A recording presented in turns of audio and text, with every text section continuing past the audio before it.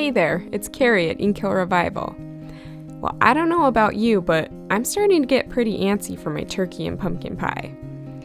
We're getting close to the best dinner of the year, but that means it's planning time. Are you ready? I've got something to kickstart you today if you're not going already. We're gonna make some Thanksgiving place cards, and not just any place cards. These ones hang from mini pumpkins. Just what you didn't know your Thanksgiving needed. Stick around to the end because I actually have a bonus version of these place cards that's super quick and easy if you're crunched for time. Let's start off by stamping this pie image. This is from Little Inker Designs Happy Thanksgiving, and I'll be using Memento Tuxedo Black ink. I plan to color with Copics, so I need to use a Copic-friendly ink that won't smear. Do you have images in your stash that would work well here? Anything fall themed, maybe forest animals, feathers, leaves? Do you make a lot of crafty mistakes? I do, so I'm going to stamp myself some extra here. Now the ironic thing is I didn't use my extra, but I made a lot of mistakes on this project. I'm ready to start coloring with my Copics, but I ran into the issue of I don't have very many Copics, and my oranges were too bright for pumpkin pie. So I pulled out some purple Copics.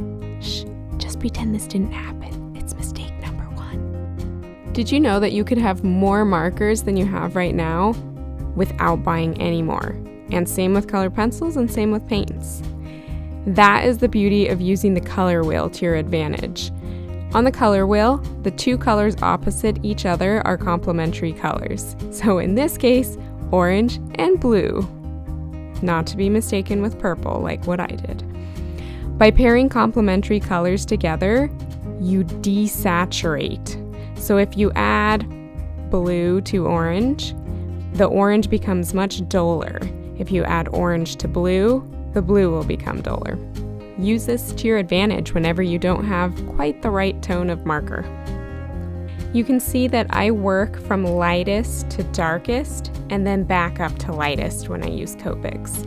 I find that this is the easiest way to make a nice blend. Did you catch the second mistake? Pumpkin pies don't have a top crust. I just realized that as I was watching this footage. It tastes good though. It looks good.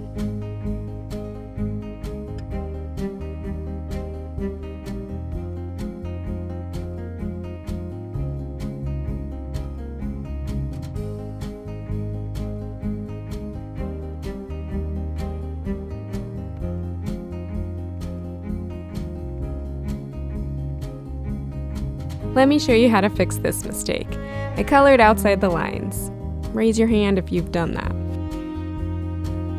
As a kid, having erasable markers would have been the dream. But with Copic markers, what you're really doing is pushing the ink aside and replacing it with this clear ink.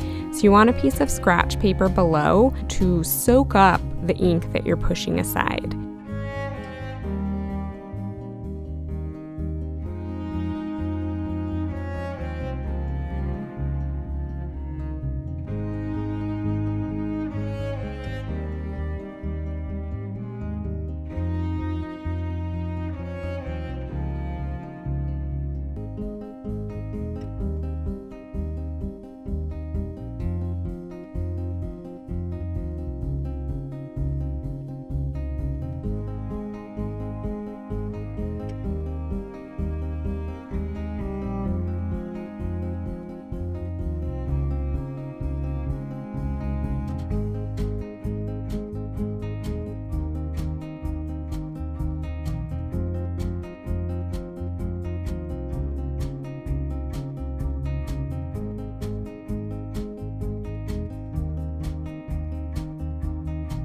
It's time for these pies to do double duty. They can't just look delicious, they actually need to be a place card. We need some names on here. I'm just going to use a Papermate flare and write the names, but this is something that you could pull out some letter stamps and stamp your names. Also, if the image you chose doesn't have just this perfect spot like my pies, you could do something like stamp a banner and then paste it on top of your image. Or you could write the name directly on the place card base, which we'll be making next. Always come back with my Memento brush marker to ring the edge of my cuts, just to clean up and look like I'm the most fantastic, perfect cutter there ever was. And you can be too with this trick.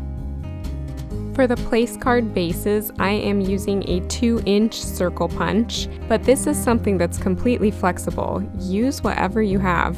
You can use a paper trimmer to cut squares or rectangles, or you could use dies or paper punches in any shape you'd like. We'll be threading some baker's twine through these place cards, so I need to punch some holes in the center here. I want to punch where the pie will cover up my hole. If you don't have a paper punch, you can instead use a needle or a tack and maybe like a mouse pad underneath and poke your holes. If you've got one of these nice strong hole punches, don't be like me doing it all one at a time. Push it in one giant stack. It can handle that. I just forgot. I found it easiest when dealing with these small holes to just thread my whole baker's twine loop through the needle and then pull it through. So I did a lot of needle threading, but it still was much quicker than trying to shove the twine through that tiny hole. Once it's pulled through, you can measure the length, how far you'd like it to hang on your pumpkin, before you tie a knot on the back.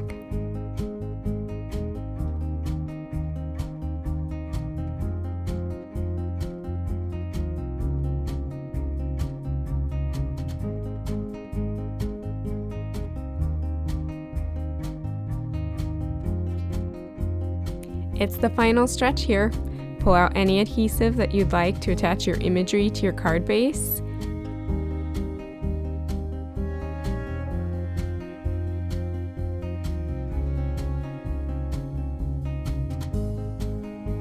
And you are done. But hang tight, you're gonna wanna see the quick and easy version. Gotta have a plan B, right?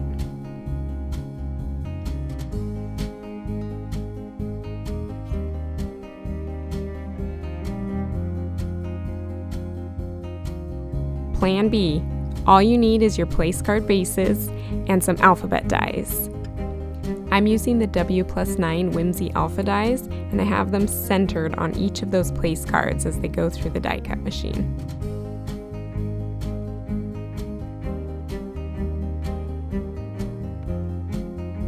Plan B doesn't take any needle threading.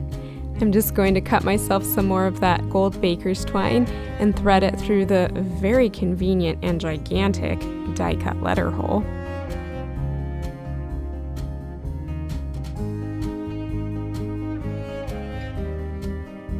I'll tie it off, and I'm done. So the question is, which are you going to make? Are you a Copic colorist or a speed demon?